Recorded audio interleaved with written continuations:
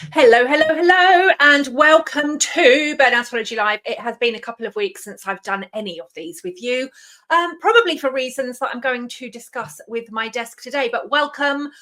Today we are talking about illness, chronic illness after burnout. And for those of you that have already registered live, you know who my fabulous guest is for today. But I'm going to start with a quick intro, and I'm going to kind of caveat a bit of this conversation for today.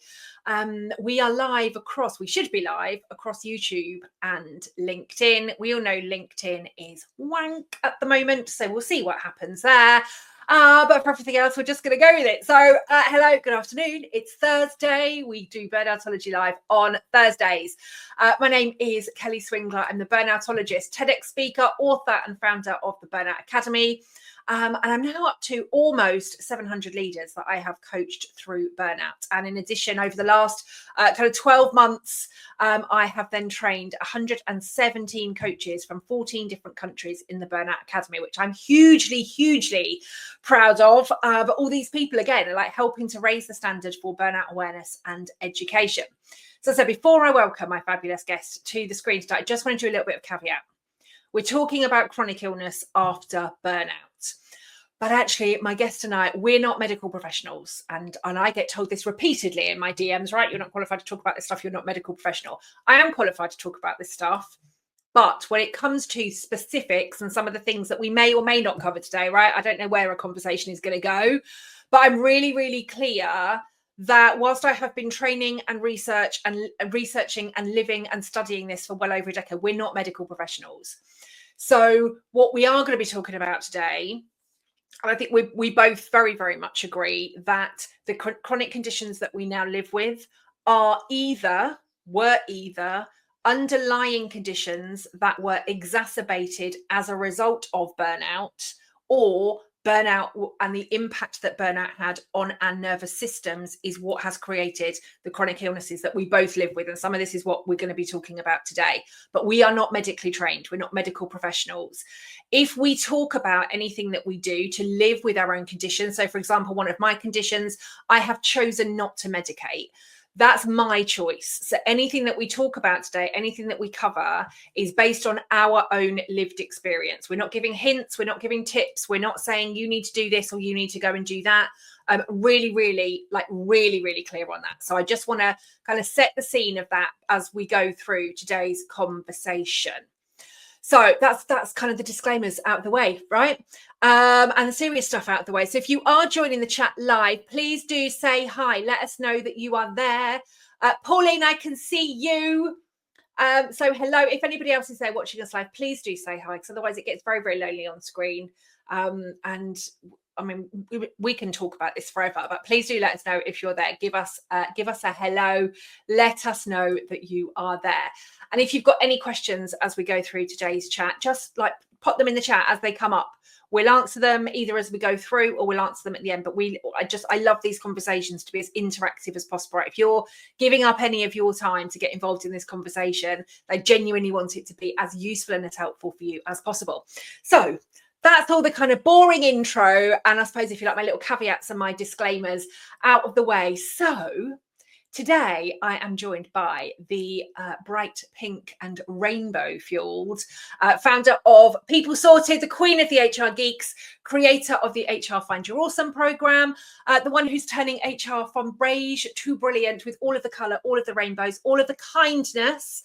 And I'm very, very pleased to say that she's also my bestest friend. So, hey, Hartley, how are you? Hey. I'm all right, thanks. I'm all right. All right. Well, we're going to talk about that today.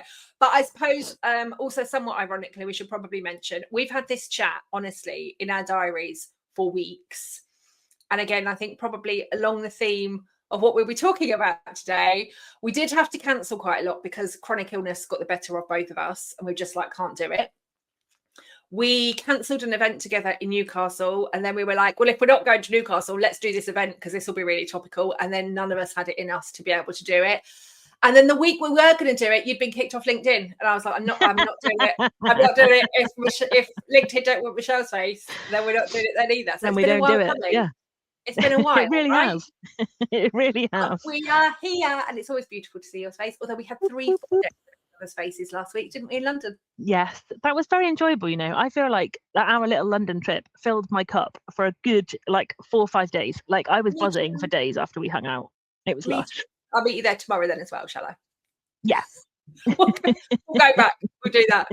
Right. So Michelle and I are going to talk about chronic illness. So I'm just gonna pass over to Michelle in a minute. If you're new here, you'll probably know I can talk about this stuff literally till Christmas non-stop.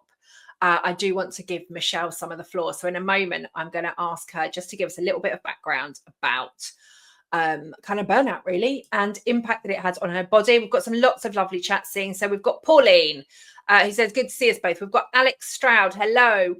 We've got, I don't know why it does this all the time. Whoever the LinkedIn user is that's given us a hola from Lanzarote. Hello. I can't see your name, but Lanzarote sounds amazing. Thank you very much for joining us.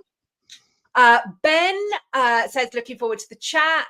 Hopefully we don't disappoint, Ben. Thank you very much. Natasha says, hello, Natasha.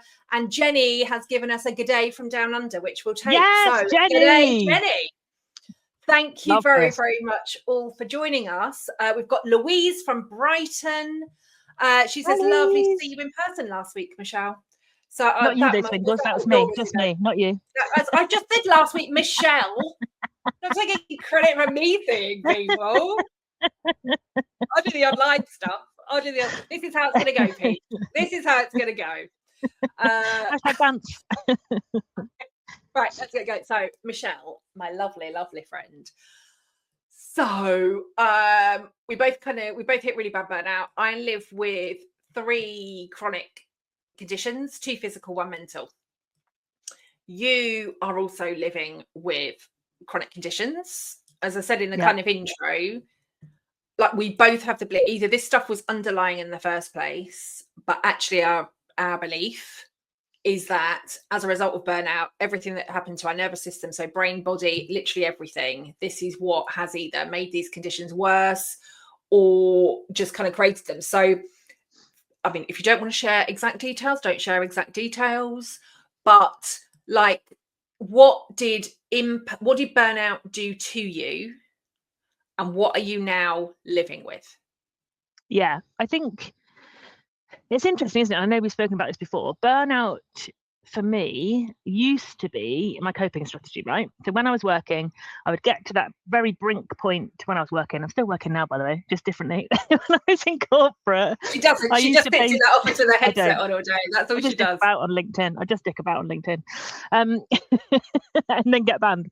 When I was in corporate, basically burnout was my coping strategy. So I would get to the point of losing it, and then I'd stop, and then I'd recover, and then I do it all over again. And I just thought that was what people did. I just thought that's how it worked.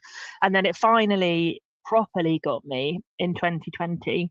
And in 2020, I would say I had 3 periods of burnout where I just wrecked myself. And part of the reason for the 3 was that I didn't really give myself time and energy to recover after the first one. And so what happened was it just effectively topping up my burnout cup. So actually, you could probably argue that I was in 9 months of burnout rather than 3 different times. But each time I thought I'd nailed it. In terms of chronic conditions, interestingly, mine had been around for a long time, I think, as in, through that period of coping strategy burnout. So it was only in 2021, so very early 2021, that I realized that something just wasn't right physically. And I wasn't sure if that was because burnout had suddenly created this mind-body connection that I decided I didn't have, or it just was always been there and it just kind of flared up. So I ended up initially in 2021 with a thyroid condition called Hashimoto's, which is an autoimmune disorder. And that was created by burnout effectively. So having that constant fight or flight going on in my body meant that my body was just wrecked and then started to attack itself, which is what Hashimoto's is. Your body is attacking your thyroid. Yeah. Interestingly, what I didn't realize, your thyroid controls a lot of stuff. When you get a thyroid diagnosis, that is serious shit, because it controls your breathing, your hormones, how your body processes all your food. It's just ridiculous. So this is the thing that lives here. It's quite important, turns out. So I was managing and living with that, and then was still feeling really horrendous. So this is still right from 2020. So still feeling really horrendous. And in my head, I was like, this can't just be a thyroid thing. There must be something else. And then I was under a rheumatologist for a massive chunk of time because they thought I had rheumatoid arthritis. I have some osteoarthritis, but I also eventually this year got diagnosed with fibromyalgia, which is a horrendous chronic pain and exhaustion condition.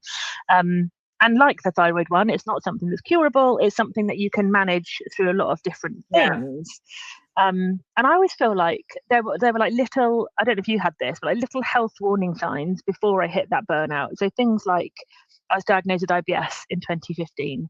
Things like, did you know hay fever is an autoimmune condition? So things like hay fever. I'd never had hay fever as a kid, suddenly randomly now have hay fever. So things like that were my little warning signs that I just didn't really pay attention to. And rosacea, I've got rosacea. So I've got really funny, lumpy, bumpy red skin that flares up when I'm stressed. Again, another autoimmune condition that I just didn't clock was a thing. So I think there were lots of bits I wasn't listening to. And then now I feel like my body is making me pay attention. And when we've had these conversations is where I get to a point, and I know you're similar, where there are days when I just can't get out of bed. And my body has physically forced me to stop because I didn't stop for all those years up until 2020. And I think that's my kind of big lesson. I do talk positively about burnout because it brought me back to myself. But in that sense, I would very much happily never have found out. Thanks. And that's that's always a kind of warning sign for me as well. And I think again, you will know, right? We were kind of talking about it at the time, right? So that guy that kind of came into my messages, I think I'd put a post out like, no, I don't want anybody to ever get to burnout, right? And this is the big thing for me, right? It's all about prevention, every single thing. Now, of course, for many of us, prevention just sounds like a load of crap, right? Because burnout's never going to happen to me. I'm never going to be the one to do it. And this was years ago now, but I put this post out that like, this is why nobody should get to burnout. And this guy had come into my DMs basically to like, why would you want to stop anybody? Like, clearly you're really successful. Just like stop interfering, right? If you want to help people as they come out the other side, do that. But like, stop talking about prevention. And I was like utterly soapbox. So he and I were having many arguments in my DMs that seemed to go on for a very, very long time. Which seemed to go on for a very, very long time. But I then kind of actually, I'm gonna use this for my first TEDx, because if this is the thinking, right, just stop other people going through it. And we do talk about prevention, because they're going to be this thing that happens to everybody else. But I suppose, like you, I ignored every single warning sign. On the days that I literally cannot get out of bed, cannot function, like my body's just like not playing ball today, my brain is just not playing ball today. Again, you will know very, maybe more so than kind of anybody else that's in the chat. I've been like from October, actually, I'm thinking about it because I was thinking about your geek meet last year. That's when I rocked up in that black dress. So I was like, I'm totally bloated. Because you felt awful. So actually, I thought it was like October that this pain had kicked in, but actually it was your geek meet, which was Harry's birthday. That's the first week of September. That was 6th of September. So and like this huge flare up. So like daily pain, like over the last few months, the A&E admittances, the not being able to get up off the floor, literally like laying in the fetal position on the floor, rocking because I cannot deal with the pain every day. The fact that I've had to strip all of my work back, the fact that I've been unable to move, the fact that I've had to cancel events with you, we've had to cancel our meetups, we've had to cancel loads of stuff. I've had to cancel and move work, which I like just never do. I've had to cancel like social functions. I've had to cancel time with family. Really, really had to, strip a lot back. Admit it, and this is, again, some of this is a toxic patterning, and I have rested a lot, as you know. Yeah. I've also still done loads of stuff, like I've got all my book chapters in, I've redone my website, relaunched my podcast, right? I've still done a load of stuff, but it's not actually been like the work stuff that I would have wanted to do. And so I think when I was kind of thinking about this particular podcast, and just from the live rather, with the conversations that you and I have, it is what that looks like. Because people, again, we just assume burnout is still a bit tired. More and more of us, as you said, right, from an autoimmune perspective, like even the conditions that I live with, autoimmune, 2 of them at least, are now being seen as autoimmune conditions. It's all this stuff to do with the nervous system, right? All being caused by stress, but it's actually the bits of like chronic illness that people don't see, like people don't see you and I unable to get out of bed. People don't Yeah. see us bawling our eyes out. People don't see the changes that we've had to make to our work schedules, to our lives. They don't see even like clothes, right? Having to dress differently, having to always be planning stuff in advance, right? So even for you and I to be away last week, well, the event was what? The event was Thursday, but we both traveled there Wednesday. It was like an hour away from home, right? Yeah. But we've traveled Wednesday, traveled back Friday for a one-day event on the Thursday, and we'd then really done nothing at the start of the week. Yeah, we had to pre-rest to then go to the event. We then rest on the Wednesday when we arrived, to then be able to do the event on the Thursday, to then rest on the Friday before we travel home, to then rest on the Saturday when we got home. Like just that in itself can be really bloody exhausting, because we're never in the now, right? It's always like, if I do this conversation, right? If I do this conversation now, what does the rest of my day need to look like to allow me to do this conversation? What does tomorrow need to look like? And I think that's kind of where I suppose I thought about this conversation, because that's the stuff that people don't see. And again, I think for both of us with the stuff that we do, more so you, right? But I think, you know, rocking up with the rainbows every day and the kind of brightness of personality, but people don't see the other side of that. Exactly. And so maybe, I don't know, maybe that's kind of where we go. I don't know if anybody's got any questions, or, you know, if you've got questions, if this is something that you're also living with, right, let us know in the chat. But if there's questions, if you know people that kind of experiencing this, just kind of let us know. But I don't know if you wanted, I'm kind of happy to share a bit more about mine, but again, I don't want to keep hogging. But from your perspective, like, what's chronic illness for you like to live with? Oh God, I wouldn't even, at the moment, the way that I'm feeling, I wouldn't even describe it as living. Like, I just feel like I'm broadly existing on the daily. So for example, I mean, I know we've spoken about this on the text, but this week has been the first week for the entire year where I have had more than 2 days in a row of feeling okay. And that is with today feeling like probably a 6 out of 10. Like, so that it's not even okay, it's enough okay. And I mean, which is obviously because you spent 3 days with me last week. Obs.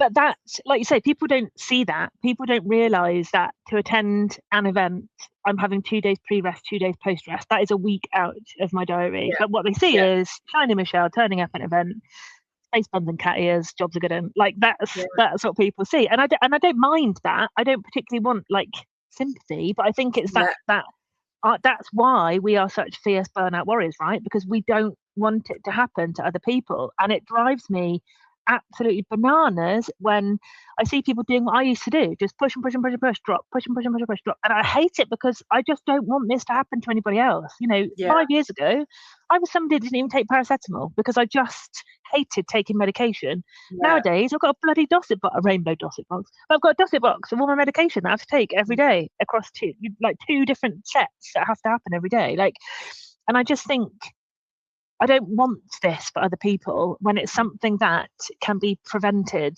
so easily by leadership, environment, and knowing yourself. And it drives me bananas. It really drives me bananas. And I can see Alex has dropped in the chat. I've got fibro brought on by work, burnout, and personal trauma. Yeah, absolutely. And flare-up horrendous. Yeah, it's awful. Like and people don't understand. Like, even my mum doesn't understand. Like, she'll message me if I say to her I'm flaring. She'll message me every day consecutively and say, "Are you better yet? Are you better yet? Are you better yet?" No, mum, it's a flare. This is life now. This isn't how, this is how I operate now. And I'm not going to tell you again because you don't need to keep chasing me up. Like, but it's that thing where people think, "Oh, well, you'll get better." Well, not really. No, it's shades of grey from exhausted, can't get out of bed, to feeling all right enough to put makeup on. Like, that's my limit right now. That's where I'm at. Yeah. And like I said, the stuff that people don't see, right? You and I rocked up at this event on Thursday, you know, colourful dresses, kind of doing what we were. But even like for me on the, I don't know what night it was. Was it Tuesday? I think I said to you, like, I'd messaged Laura. So the event that we'd gone to was run by Laura Brunton, Ignited Woman. Ironic. We're both like smouldering women. Put up pictures, just like, I don't know how we can do this, but right, we can rock the colour, right? So we kind of did the dressing, even in the morning. It's like I don't know if this fabric's going to be right. I don't know if this material is like all of that kind of Yes. stuff. I'd messaged Laura on the Tuesday night, and I have never ever done this before, right? Ordinarily, I would just have rocked up and dealt with it, but I was like, I Yeah. can't. Like, I need, particularly with where I'm at the minute, like I need a seat at the back of the room.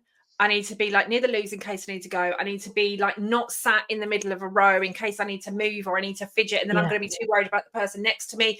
And even again, just that mindset of, oh my God, what if I'm sat in the middle of the row and I have to stand and I don't want to disturb anybody, and then I'm going to look like a, Yeah. you know, And then I can't get out. And at the yeah. back and all of that stuff. And I messaged Laura. I'm like, is it like I need a chair at the back of the room? And bless her, we walked in, didn't we, on Friday? But I mean, you couldn't miss my chair, right? It's like seat reserved for Kelly Swingler, right? On the back. She put it on the front. But I was really great. But I was really proud of myself, firstly, for asking. Yes, in all exactly of these that. years that I've lived with this, I never have done. I just Yeah. rock up because I don't want the attention. Don't want anybody asking any questions. I'll just mask up. I'll paint the face on, and regardless of how much pain I'm in, I'll just deal with it anyway. Yeah. I'm not prepared to do that anymore. So even asking Laura, can I have a reserved seat, was a huge thing for me. Yeah. Of course, I rock up, it's got my name over it. So, I mean, all throughout the day, wasn't it? Everyone's like, what makes you, hey, VIP, Yeah. like, what makes you VIP? And I'm just, and for some people, I was just like, well, because I am. For other people, I was like, chronic illness, and this is where I need to be. And I spent most of the time standing. I think what was quite funny, I think when we got the photo through, wasn't it? I was like, I just look like I've got permanent RBF. You don't understand what RBF is, anybody. I probably can't say it on LinkedIn, though we have swear before. That would be resting bitch face. And that's pretty much right. And I love the event, the energy, everybody was amazing, everybody was lovely. But again, like trying to get was I sitting uncomfortably? Was I standing uncomfortably? And again, that's the stuff that a lot of people don't see, because you can rock up in a colourful dress, bit of lipstick, hair done. And the assumption is, because again, a lot of the stuff that we live with, and even I've said to you, haven't I, with some of the A&E admittances that I've had to have recently, even being told, like, you don't look ill. Yeah. Like, I don't know what you want me to do. Like, do you want an arm falling off? Yeah. Shall I rough my face up a bit? Like, what do you want? Like, I don't know what you want me. I don't exactly know what you want me to do. Like, you want me to look ill in order for you to take me seriously? Yeah. But it's that as well, isn't it? Because again, with what we live with, it's invisible. Exactly. And we have learned to paint the face on. Yeah, because people don't see. And even sometimes, when we've had we know each other's signs now. And like Kirsty's event in November, was it? Like, again, I was really, really struggling. And at the end of the day, I think we got for drinks afterwards, hadn't we, upstairs? And somebody came to talk to me. And I think that's the first time I was like, you were just like, Kelly is going to sit down. If you want to speak to her, she's sat over there. And I was like, okay, fine. But I wouldn't have said it, because I'm like, no, I know. Once I've spoken to them.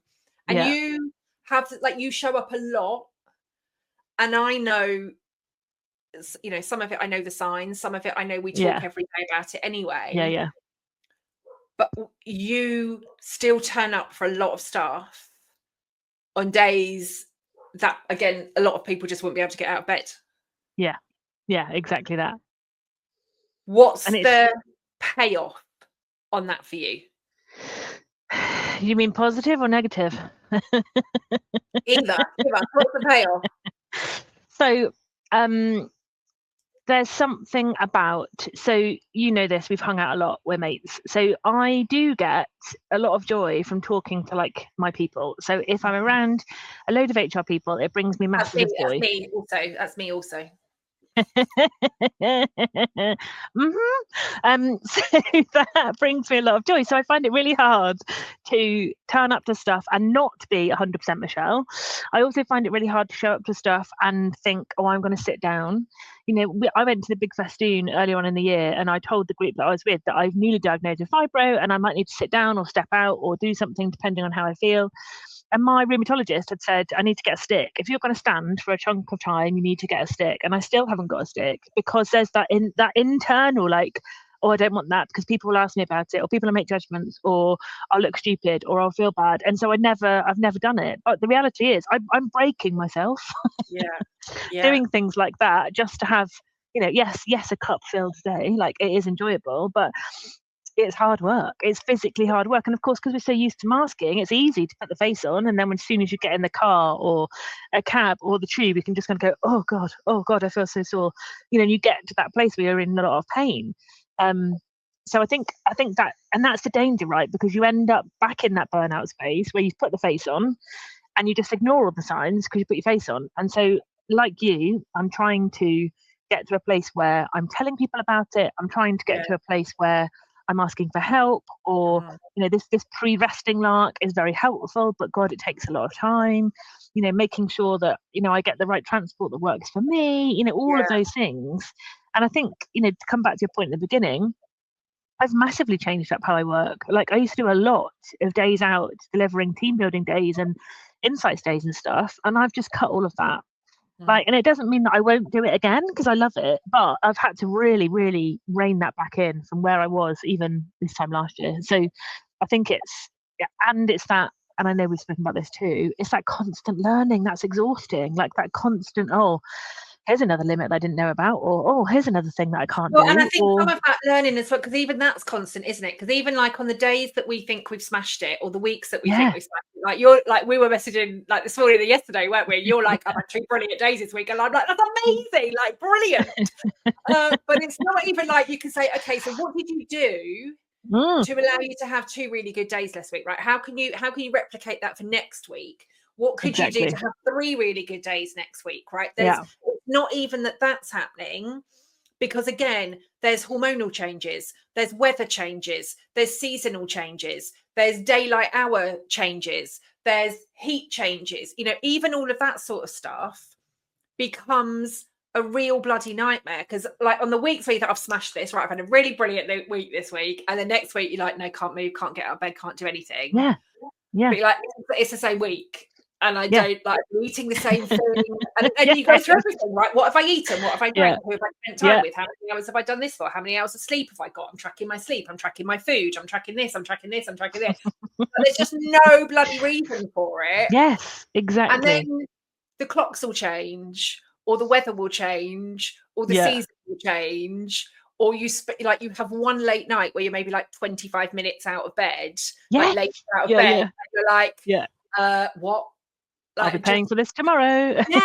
And so even that, it's not even like we can necessarily learn from.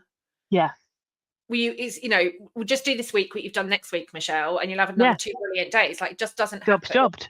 No, that's not how it is. And I think it's the same with the original thyroid condition that I had, right? Where it's the inconsistency that makes it so bloody hard, because there isn't rhyme or reason to it. And like you said, you almost get like obsessive about being really rigid and really structured and really sensible and really exactly the same. Like I got to the point where I have exactly the same food every single day, because I'm like, I can't afford to have anything that's going to mess me up. But the reality is, it doesn't make a difference.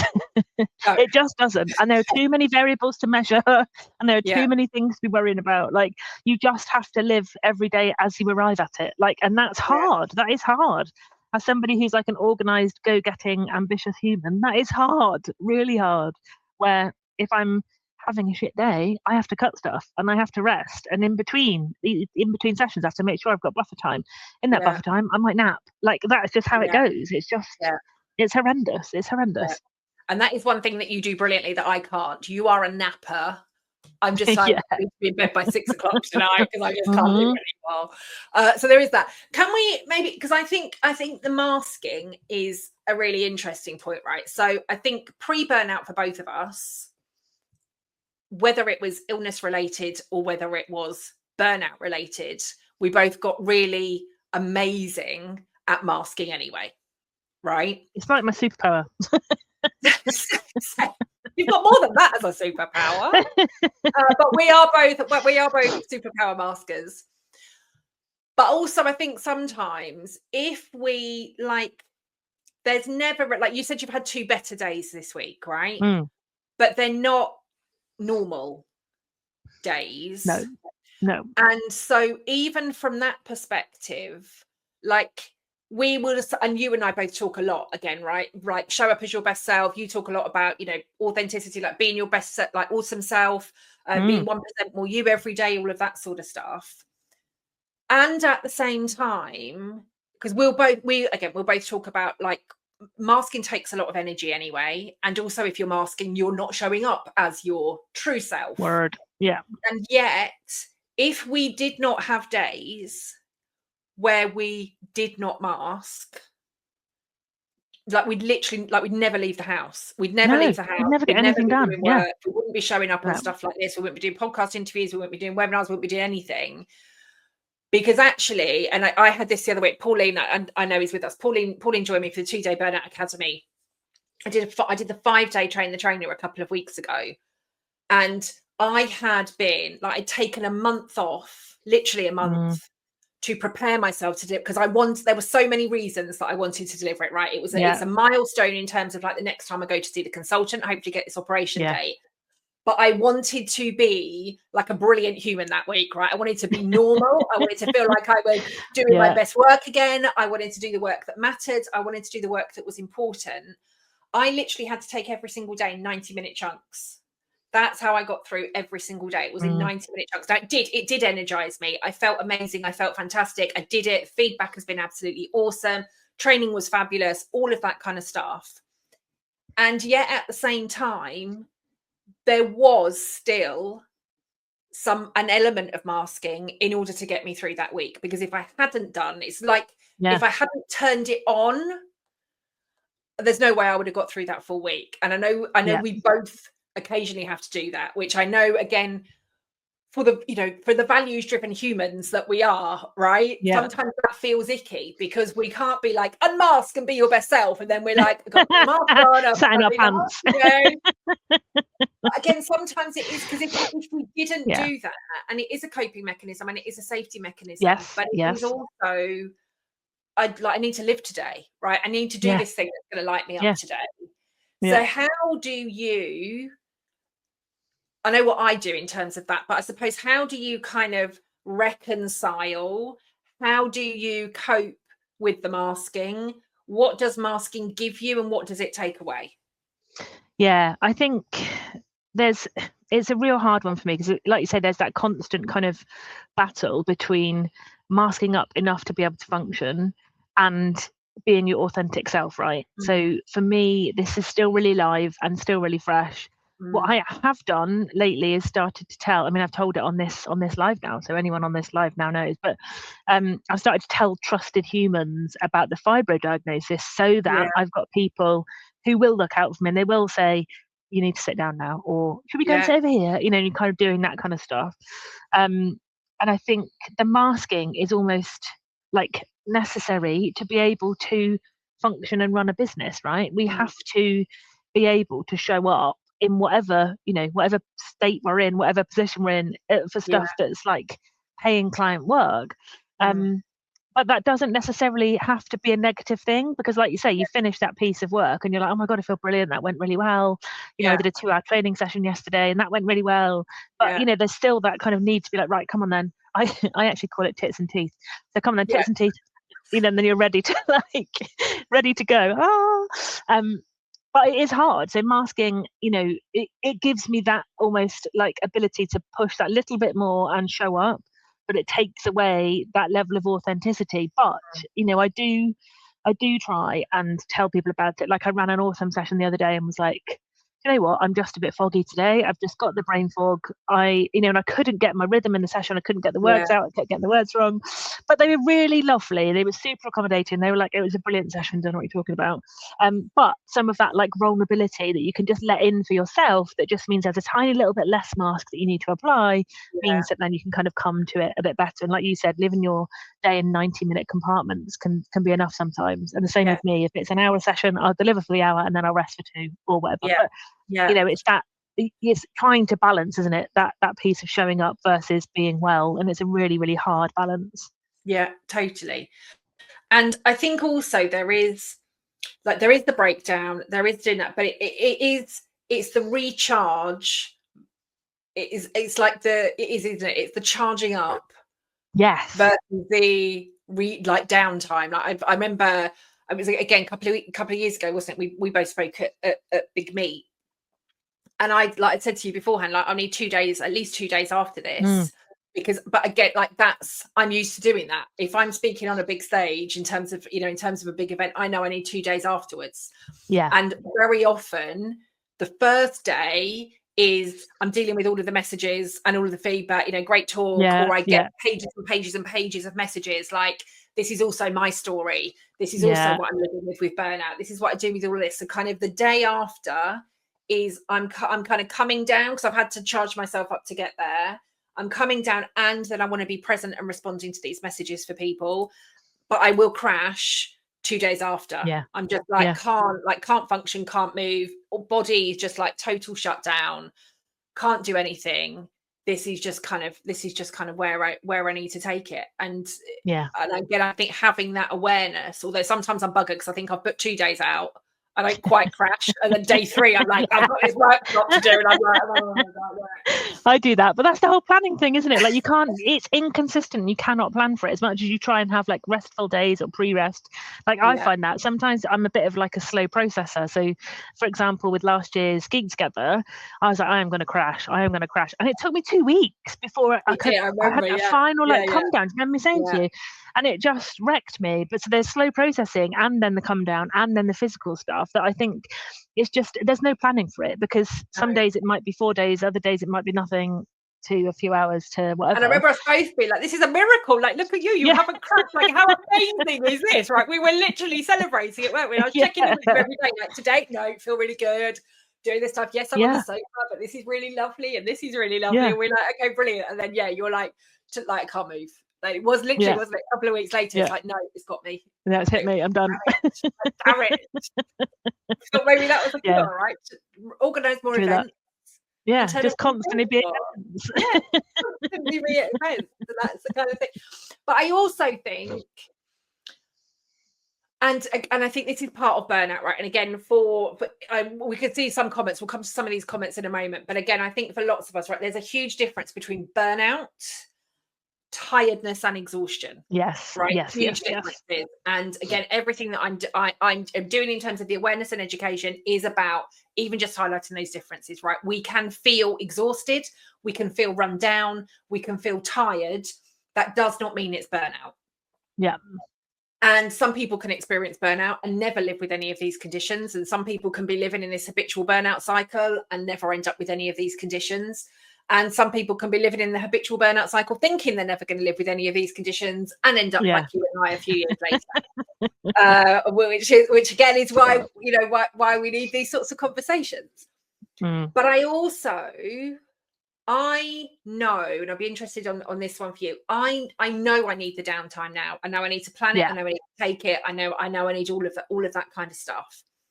And at the same time, I know I could still mask up for 7 days a week, 52 weeks of the year, and just turn it all on and just keep going and going and going and going and going. And I know the impact that would be having on my body. And I know, and again, have done over the last kind of 9 months, I know I can push through the pain. I know I can put my face on and rock up and just be like, everything's fine. And it's like that in itself is still hard. So I have to, if I do not plan my downtime in advance, I know I will not take it. I just know I won't take it because I will just keep going. I will still, even all of these years later, my default is still stay switched on. And if the downtime is not in my diary, and if we haven't planned downtime as a family, and if we haven't planned downtime at a weekend, I will just keep going. And then when I do have a day off, that's when I get the biggest crash, because it's like, oh, like I needed this. 3 days ago and you let me down. So, like, no. So for you, do you think, would that still be your default if you didn't plan in the downtime? Yeah, good question. Do you know what? I think even if you'd have asked me this end of last year when I was crashing, I'd have said no, I'd still push through. I think now I realize that if I push through, I will pay for it. And so I have stopped pushing through. So for example, I don't plan anything in the evenings anymore because I can't do it. I know I can't do it. Same, So why same. bother? You know, I'm just going to break myself. The most I'll ever do is I do a geek wine session every couple of months online, and I just sit here and chat because wine.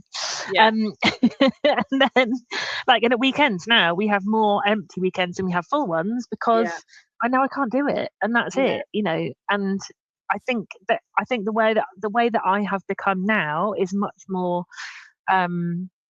like aware of being able to have an actual life with my husband and my cats, as well as showing up for work. And so that's the kind of consequence I've got, or the choices I'm making is to do less and be okay with that. And I think that's been probably the bulk of this year, has been doing less and being okay with it. And that kind of still, I suppose that's still conscious choice, right? So you're choosing the downtime, whereas actually if it were like if your diary next week was back to back Monday to Friday, would you on Sunday or Monday or whatever think I need to cancel some of that, change some of that, or I need to move it?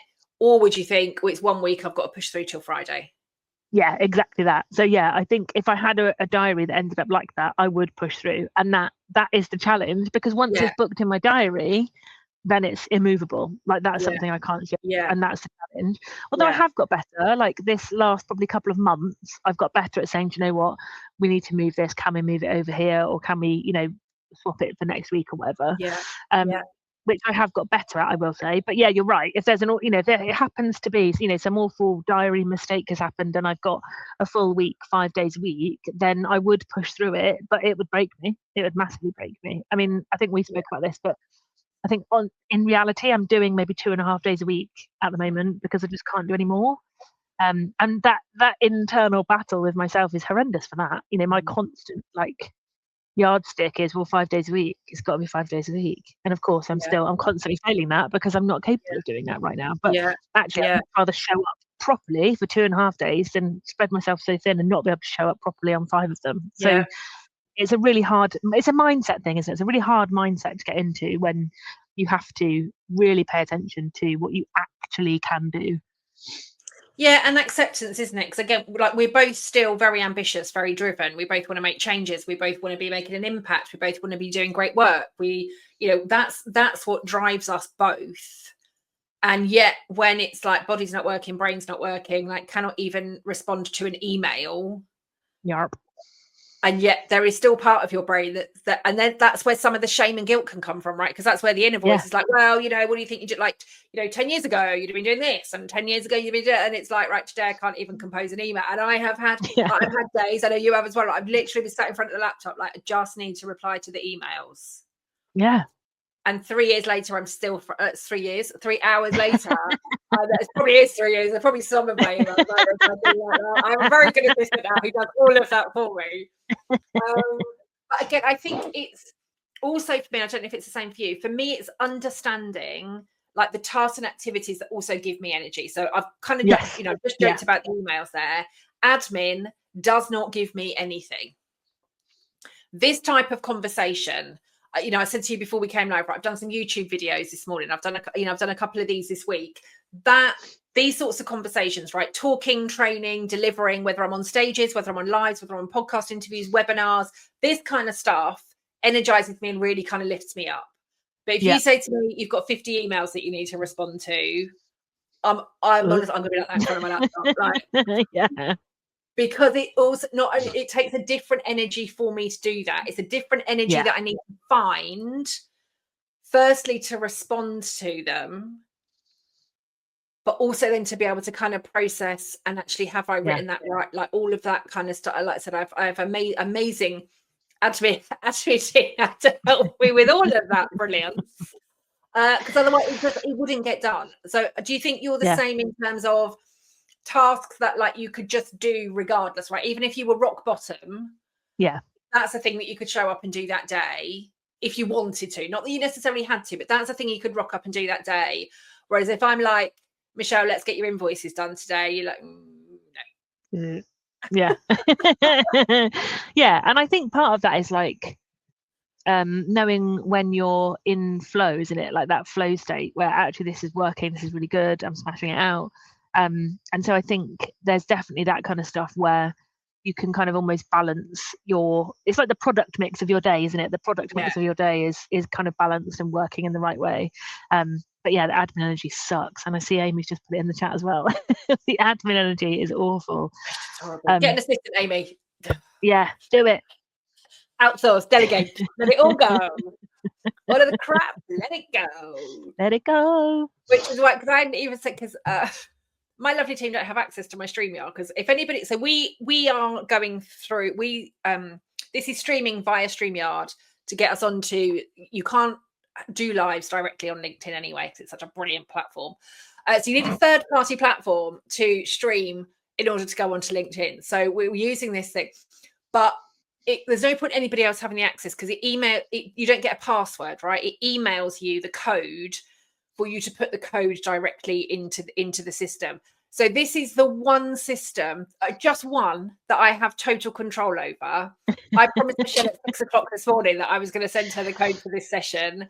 And Michelle got this like an hour, like 10 minutes before we were due to go. And like, because I'm just like, in my head, I knew I was doing it at 6 o'clock this morning. Yeah. But then I wasn't in front of my laptop. I was just like, yeah, I'll send you the code when I get in front of my laptop. Then I got busy and got distracted. So this is why I'm not allowed in front of my own admin. It's just, it shouldn't be allowed. So yeah.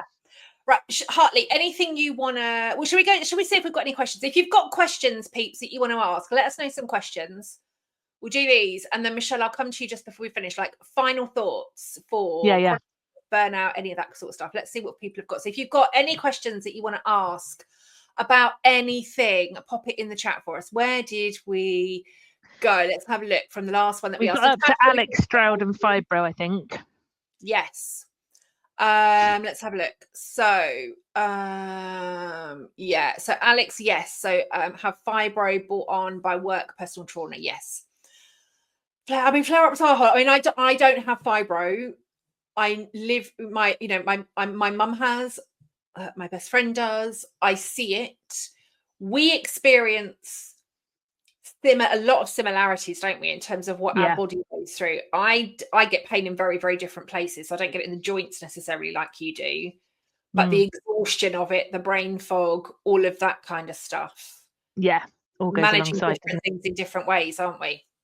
Well, you saw mine. Do you remember when we were at Madonna in America and you saw mine and you were like, oh my God, it was like someone just pulled the plug out of you? Because I just sort of went, and that was like a proper fibro, like power down, I'm done. It was. I mean, that was instant, wasn't it? So we'd gone to see.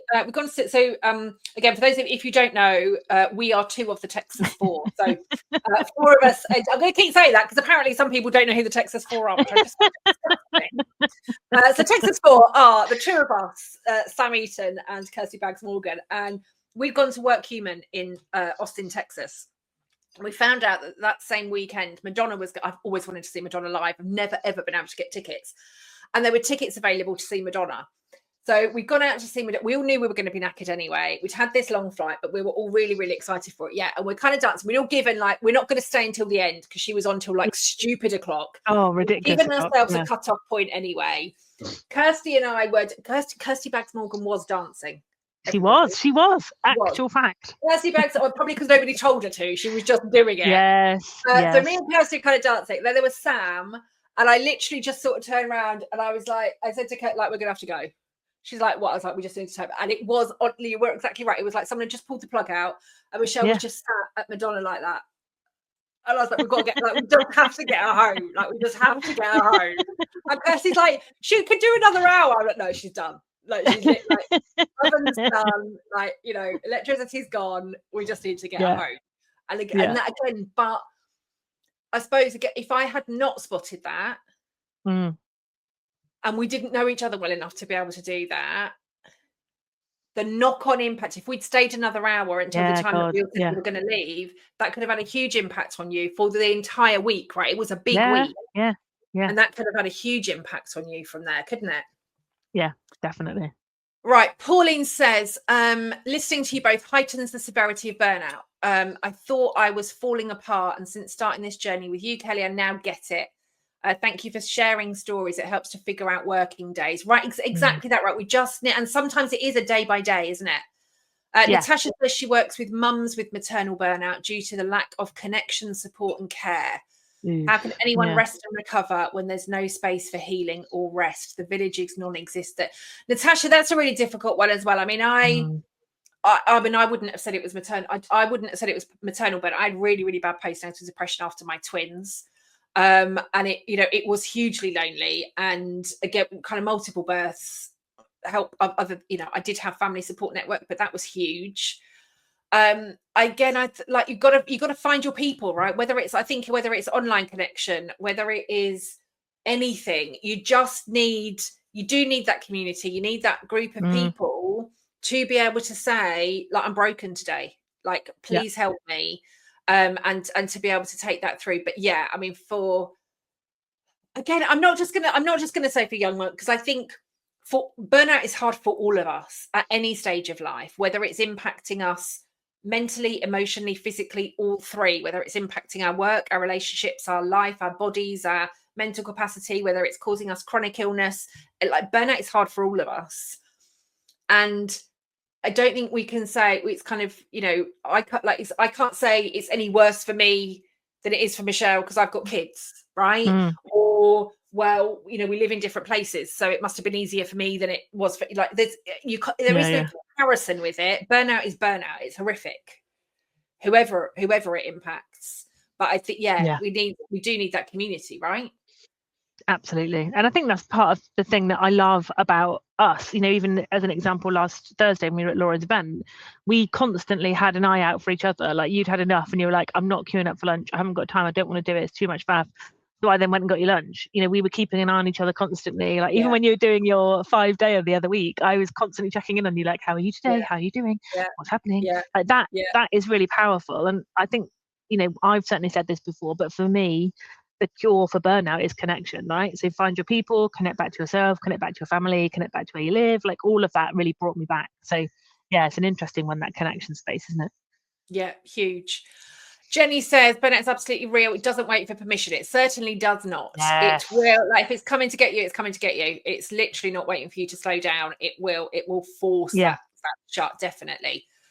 Rob says he does a lot with color energy, resonated with him a lot in that, really enjoys playing with it completely. The opposite energy zone to help in his default recharge zone. Thank you very much. Joanna says, again, I have fibro, absolutely understand the need to mask, but Lee's totally exhausted. Like, masking takes energy anyway, right? We've said this many times before. Masking takes a lot of energy, right? It's that mental energy. It's that you literally got to think about everything, right? You've got to think about how turned on you are, how dialed up you are. You're kind of almost hypersensitive to everything, aren't you? And that in itself is exhausting. Without anything, like, even without fibro, even without burnout, even without chronic illness, masking is exhausting. Add anything else into it, and it's awful, isn't it? Awful. LinkedIn news. I still like LinkedIn news. I need a name. I think it's Emma A. Oh, okay. Hey, Emma. It just is very hard. I'm like, we must have been talking about something there. Jacqueline says, I hit a wall in my last role. I told my manager I just couldn't keep up at a constant breakneck pace. She was sympathetic, but told me there was nothing she could do. And Jacqueline, firstly, I'm sorry to hear that. And I had a conversation with somebody yesterday, actually, and we were talking about, like, what do you do if you do ask for help and you just get told we can't do anything about it? And I think we have to be going back to people, because there is always something, whether it's coaching, whether it's support, whether it's time off, whether it's listening, additional resources, additional support, whatever it is that you need. I am done with hearing that people are talking to their managers or leaders and being told there's nothing that we can do about it. That is absolute crap. There is always something. And if they're not prepared to do it, speak to those of us that know, like, what do I do in this situation? And we'll help and give you everything that you need from there, because there is always something. And for Jacqueline's benefit, I had exactly the same. I knew I couldn't carry on. And I remember going to my boss and saying, I can't do this big global meeting. Can I have your permission not to go? And he's like, no, you need to go. So I went off sick because I was like, but I suppose the positive of that is I went off sick and I took some time to recover, which was the start of my burnout, period of time off, but it wasn't enough. But yeah, I feel you. And when I read Jacqueline's comment, I was like, oh, that it's hard. resonates. It's hard. Yeah. Oh. Sending you all the love, Jacqueline, and hopefully you can get heard somewhere. Pauline says, totally with you, work towards avoiding vulnerability. I think that comes from fear of judgment. Again, that's a big thing. That's why I literally only just last week asked for help at an event. Because I didn't want to be judged. Yeah, with Michelle and the stick, right? I don't want to stick, don't want to be judged, don't want to be asking about it. And we do have to get over that. So we think this is Emma. She says, it's hard when you're in the process of building your own business. It's a hard line to step back without feeling guilty. Yeah. And again, I don't know about you, Michelle, like we've got to give ourselves permission to not feel guilty. Yes, absolutely. Like Michelle working 2.5 days a week, we need permission to just say, that's my lot, right? I work reduced hours every single week. And I'm not even going to say reduced hours, right? I have a different work schedule now. Yeah. I've given myself that to be okay. Apparently wine is the answer. Always. That must have been a response to your geek tweet. There we go. So now we're back with Amy. Says, I feel you on the admin energy. I find it the hardest to find that sort of motivation. Yeah, it's just horrible for me. Pauline says, do you know if burnout impacts more women than men? Pauline, I'm asked this a lot, and I'm going to do a session on this for us in the Academy alumni as well. The stats will tell us that burnout is impacting women, or the burnout is higher in women than it is in men. And I think I saw an article, I don't know if it was in the Times this week or last week, and there was another article last week that said that burnout is impacting more women than it is men. However, I think actually what I'm seeing, certainly with the men that I have coached, is actually men are being prompted to seek help before it gets to the point of burnout. Whereas many more women wait until it's at the point of burnout before they ask for help. So I think there is that correlation. What I also want to see, and I don't know who would do this, genuinely don't know who would do this, but I also wonder if there is a correlation between, again, the rising increases in men's mental health and suicide in men and burnout. Yeah. Now, there's nobody correlating those stats, but for me, if you look at those stats and if you were to put them together, I think if we look at the rise in burnout, but we're saying actually it's only rising for women, it's not as much for men. I wonder if some of that gap is being taken by some of these suicide rates. Now, there's no data to support that. That's my view. Again, with this is what I do every day. But I wonder if it is that. But again, I also see the men that I have coached have got support before it's become burnout, whereas the women I've coached mostly wait until it is burnout before they get the help. So I think we've got that. But the stats will tell us burnout is impacting more women than it is men. Yeah. David has said, how do you deal with last minute meetings being thrown in when you've allocated some nice focus time? Decline them, David. Decline. I had a brilliant EA. Michelle may have something else to add on this one, but I had a brilliant EA in my last few years in corporate, and she would literally decline anything if there was not enough notice, so it didn't have an agenda or it didn't say why I was the person that was needed at the meeting. And her response would be, your failure to prioritize your time does not make it a priority for Kelly. Yeah, continually stuck with me. So I don't know. It might put you on the unemployment line, David, but maybe give it a try. Michelle, what would you suggest for how would you deal with last minute meetings? Yeah, so nowadays I don't have them because I've got an EA and I use Calendly, which automatically will block out time in my diary. But in corporate life, I would push back and decline stuff, although I did still have 8-hour days of meetings. And I do think if you've got time in your diary and you've marked it as time in your diary, then it's time in your diary and people can't book over it. Like if they book over it, then they need to be like some kind of like disaster that means I have to like drop something else. But yeah, and it's one of the things I talk about in coaching a lot is get people to block out time in their diaries and treat it as sacrosanct, because you cannot function if you don't have that downtime. We need that protected time. Awesome. Thank you. Natasha said she's building a community that's lacking. Good luck, Natasha.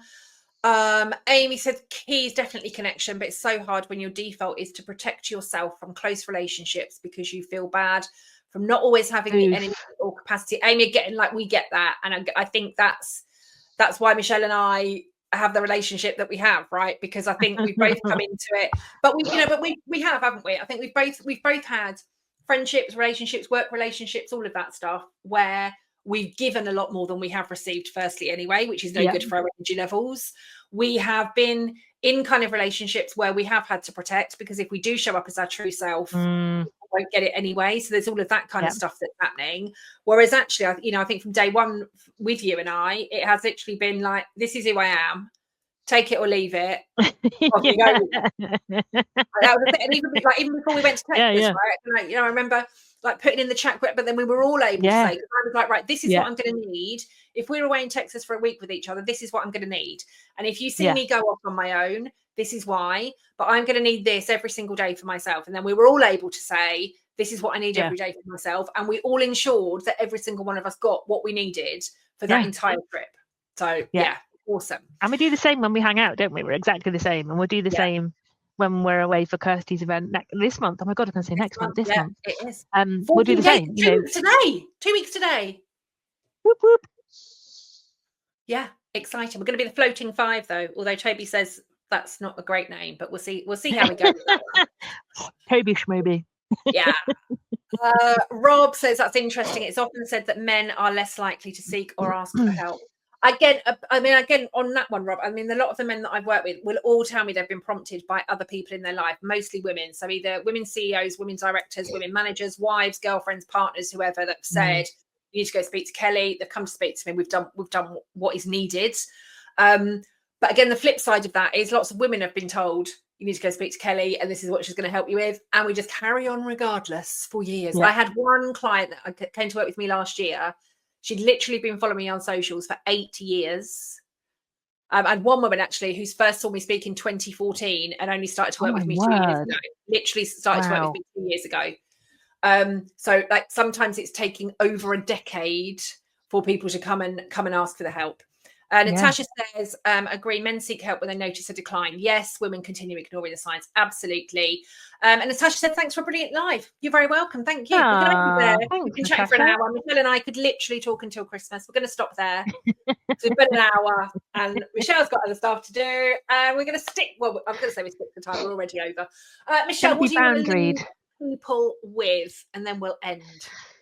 Ooh, I feel like if you're going through it, you're not going through it alone. And you are the most important thing. Like your health, your well-being, your being able to show up is the most important thing. So if you're not looking after yourself, make that your priority for today, because no one else is going to look after you the way that you should be looking after yourself. Yeah, perfect. Thank you very much. Thank you very, very much. And I'm just going to, I say this a lot in all of my stuff, right? But every single one of you watching this, and again, if you know other people, right, when it comes to this, like, you know, you're normal. Every single one of us knows our normal. Michelle said, right, I started to get some, some of these health issues. I started to get some health, all of this stuff. We all know our normal. At the point that we start to move away from our normal, mentally, emotionally, physically, that's when we need to do something, right? Do not wait. It might not be burnout, but it might be a symptom or a sign of something else. As soon as you start to step away from your normal, that's when you need to do, I mean, we could do the preventative stuff before that, but at that point, that's when we need to start making changes. We can, absolutely, I'm going to literally say this until I take my last breath. We can prevent burnout. We can literally stop prevent ignoring burnout. the signs. And just so anything that that is not your normal, that's when you need to go and start to make the changes. So thank you very much. Thanks, Hartles. It's been lovely to see your face again. I have loved it. 2 weeks. It's going to be amazing. Thank you to everybody for joining us. I'm going to be back because this is my usual Thursday, although I might have moved them to Mondays. Anyway, I think I've moved them to Mondays. I haven't got my admin and I haven't got my diary open. But there's live every week. Sometimes I have a guest. Sometimes it's just me rambling for an hour about a topic. But the next live I am going to do, whether it's Monday or Thursday, I'll find out when I get into my diary. But the next one that we're going to do is actually about dissociation, right? How do we, I suppose, as part of this kind of follow-up for what we've been talked about today, right? But actually, what causes us? Why do we? How are we able to dissociate kind of our body and our brain and keep ourselves pushing it to the point of burnout anyway? So that's what I'm going to be covering in our next live. So thank you very much for joining me. If you've enjoyed it, please keep sharing, right? Because we know algorithms are crap. Please keep liking, sharing, commenting. If you think anybody else might find this useful, please give it a share. Thanks very much for joining us. Hartle's lovely to see you as always. Thank you And very much. you, thank you for everybody. having me. See you. Bye bye bye.